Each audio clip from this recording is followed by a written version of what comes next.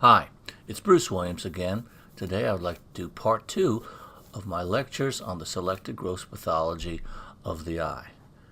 As I do at the beginning of all of my lectures, I do want to thank my colleagues who have made their images available, and I've utilized them to put together these lectures. Today we're going to talk about viral diseases that affect the eye. The majority of these viral diseases mount a systemic attack on the body, and the eye is one part of the body.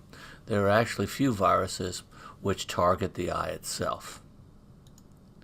A great example of one of the diseases that targets the entire body and ultimately affects the eyes is malignant Catarrhal Fever, caused by a range of innocuous ruminant herpes virus that's in the natural host causes little to no problems, but when it jumps species causes devastating effects, and bison are very susceptible to these viruses, namely one that is spread to them by sheep, known as ovine herpes virus type 2, the causative agent of malignant Catarrhal fever.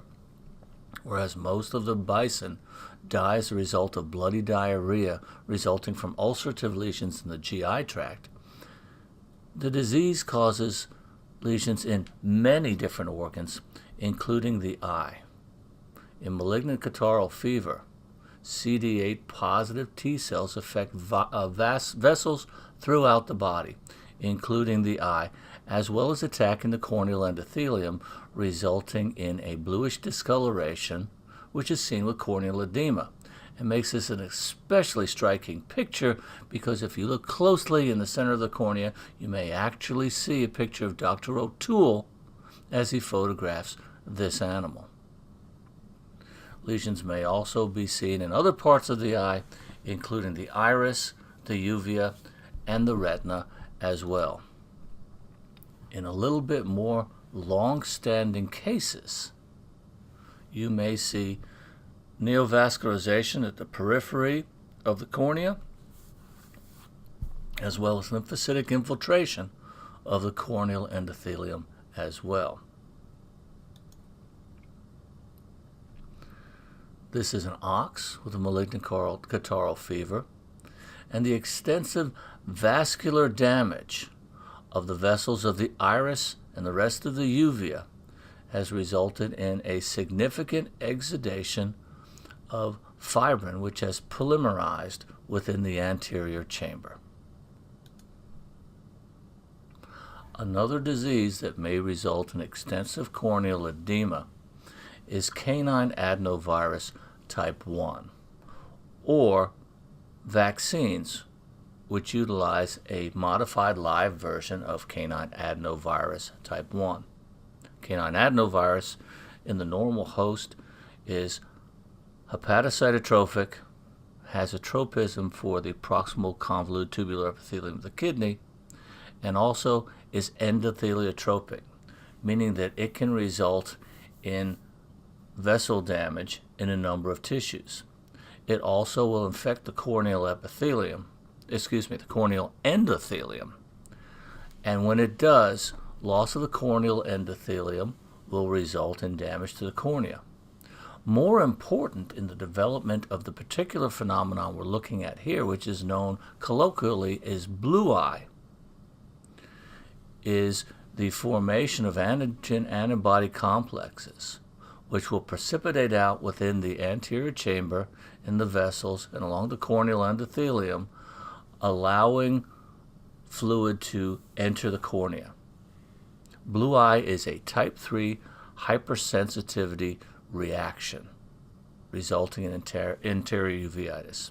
It's a transient phenomenon, and animals will recover from this in approximately 2 weeks. A number of systemic viruses will cause eye lesions in chickens and other forms of poultry.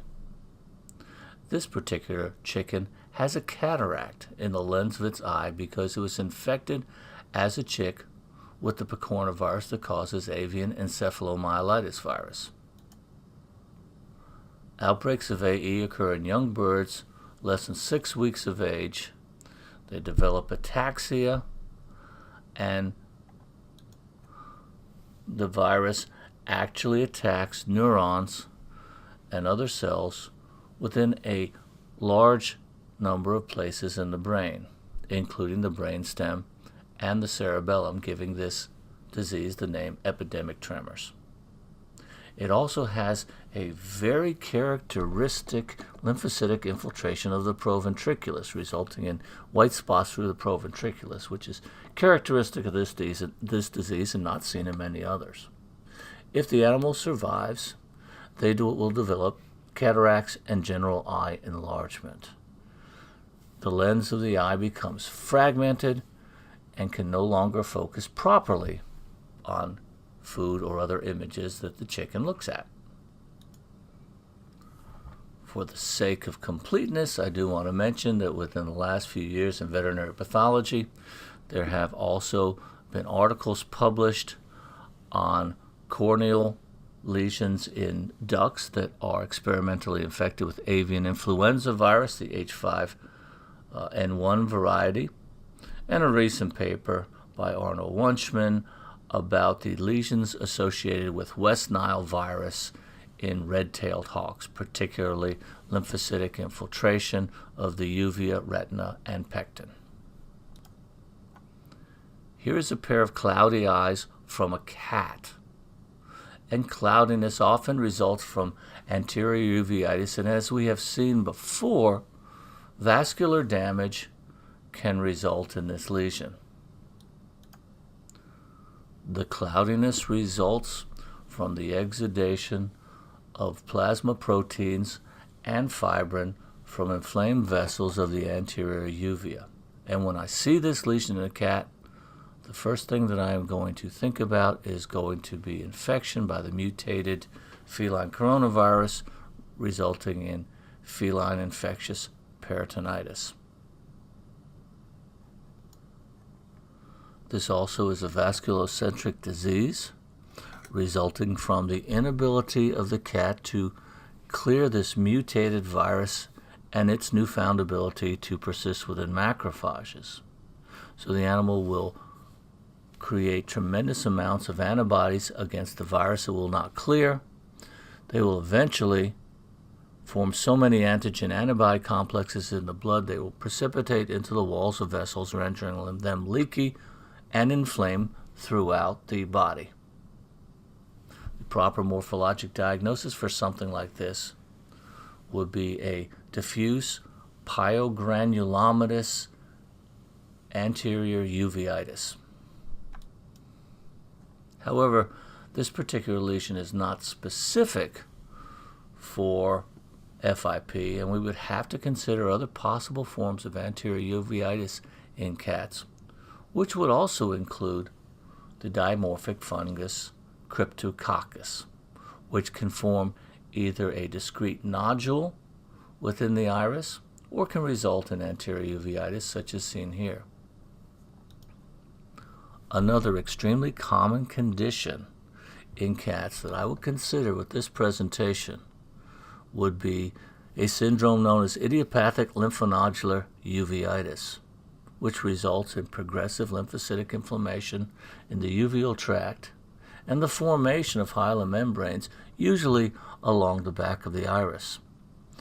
It is extremely common, and Koplow results that up to 11% of their submitted cat eyes result from this condition. Truly, we don't know what causes it. It results in the deposition of variable combinations and concentrations of lymphocytes and plasma cells, and even the formation of lymphoid follicles within the iris stroma and ciliary body. And the numbers of these cells could be massive.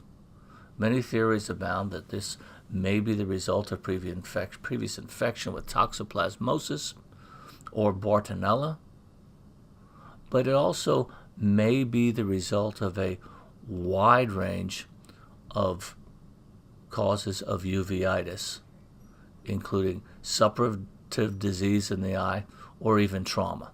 So this is a mystery yet to be unraveled. As we said before, if you're going to do any type of ocular pathology, you'll have to learn a new vocabulary. This is also a cat with an FIP, and these little white clusters of degenerate neutrophils, which are sticking to the corneal endothelium, are known as keratic precipitates. Really have nothing to do with keratin. Within the anterior chamber, neutrophils tend to break down and become degenerate very quickly, and they will form little clusters and stick to the corneal endothelium. It is a early form of hypopyon, which we will describe later on when we get to bacterial diseases in the next lecture.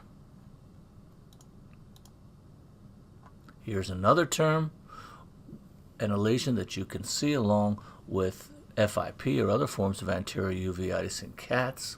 It's a beautiful lesion known as Rubyosis irides, which results from neovascularization of the iris. These aren't just normal congested vessels. This is actually new production in the iris affected with a long-standing condition, Rubyosis irides. Here is a virus within the cat comes as close to attacking the eye as just about any, and this is Feline Herpes Virus 1. Affected animals are usually affected early in life as young kittens with a combination of conjunctivitis, upper respiratory disease, and keratitis. If you catch these infections early, you can demonstrate the initially punctate and then sort of retiform ulcers associated with active infection of the corneal epithelium by herpes virus. The characteristic intranuclear eosinophilic herpes inclusions are seen in their greatest numbers during the first week of disease and then disappear and may not be available in subsequent recrudescences of this condition. Most clinicians are fairly unlikely to biopsy the cornea or conjunctiva of affected animals in the first week when they're still trying various other forms of palliative care, so we don't often get to see good inclusions with this disease.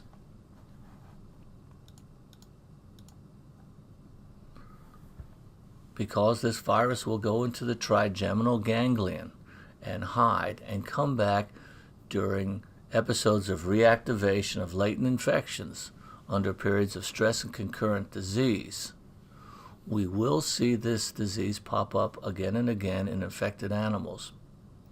Corneal lesions may be absent, and what we might see is initially a fibrinopurulent conjunctivitis, eventually becoming more of a lymphocytic or lymphofollicular conjunctivitis. So you can still have herpes viral disease without being able to really demonstrate those inclusions. A number of herpes viruses like to affect the eye, and in cattle, the herpes virus that causes infectious bovine rhinotracheitis, bovine herpes virus type 1, will act similarly, resulting in conjunctivitis and keratitis in association with the characteristic respiratory diseases. As in chronic infections in cats, corneal involvement is less likely to be seen, and lymphocytic infiltration of the palpebral or bulbar conjunctiva is a more likely sequela to infection with IBR. Well, here's a herpes virus you probably didn't know about. There is a herpes virus that affects Lady Gouldian finches and causes a keratitis and conjunctivitis like we've seen in cats and cattle. This condition is known as the one-eyed cold of the Lady Gouldian finch. It's well known to people who raise these pet birds and usually affects birds under 1 year of age. It begins with a watery ocular discharge and progresses to a heterophilic inflammation of the eye and the overlying eyelids. The inflammation may spread into the mouth and throat, resulting in respiratory disease, and it's often confused with other conditions such as mycoplasmosis.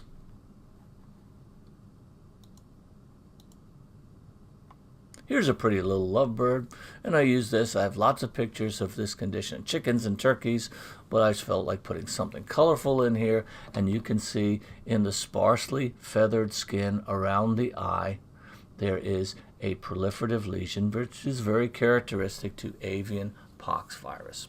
Remember that pox viruses are systemic viruses. You may see lesions internally, but everyone has good pictures of pox lesions, and it's usually seen in a non-feathered skin because they're often transmitted by biting insects, occasionally by other forms of skin trauma, and feathers provide pretty good protection, especially against the insects who will concentrate their attacks on the poorly feathered area. Okay, caused by a pox virus, usually in small pet birds, is not too much of a problem. Another viral disease of pet birds, as seen in this African gray, is papillomas of the mucosal surfaces, most commonly seen around the cloaca, occasionally around the oral cavity, and here is one that is around the mucous membrane of the eye. Originally thought to be the result of cytosine polyoma virus, which makes a lot of sense since it's a papilloma.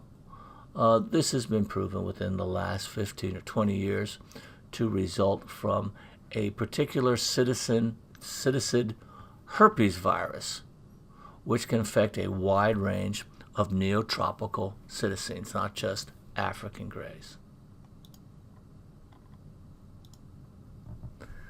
I don't want to forget our lab animal viewers there, and if you pick up the lesion in this image, you're doing very well. There are actually two lesions. There's a small amount of porphyrin pigment within the corner of this particular rat's eye, telling us that there's something going on here. And if you look very close, you'll see that the side of his neck is somewhat swollen. And this is a condition known as Sialodacryo adenitis, which is caused by a rat coronavirus. Remember, rats have two coronaviruses. This one is somewhat atypical for a coronavirus, which attacks the salivary glands and the lacrimal glands. Most coronaviruses prefer to attack, number one, the GI tract, and number two, the respiratory tract, and that's where the second rat coronavirus, also known as Parker's rat coronavirus, does its damage in the lower respiratory tract. This particular animal shows a little bit more advanced signs, so we can see the tear staining here on the face as a result of necrosis and inflammation within the Harderian gland, a large lacrimal gland around the eye. This particular virus will cause necrosis of the glandular epithelium. Eventually, it will repair itself.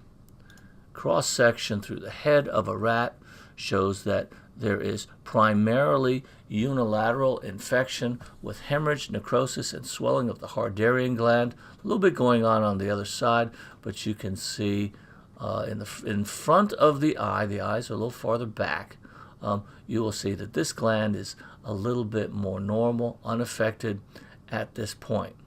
SDAV is usually a disease that doesn't cause a tremendous amount of mortality. It will cause morbidity. We don't see it that much anymore, but something that we should all be familiar with. Sialodacryo adenitis virus, a coronavirus of rats. Well, that concludes this brief lecture of viral diseases. Our next lecture will take a look at bacterial and fungal diseases which affect the eye. I hope you've enjoyed this, and I look forward to putting more lectures together. I hope that you will visit us on our Facebook page and YouTube channel to see more lectures on a number of various parts of veterinary pathology. Thanks so much for your time.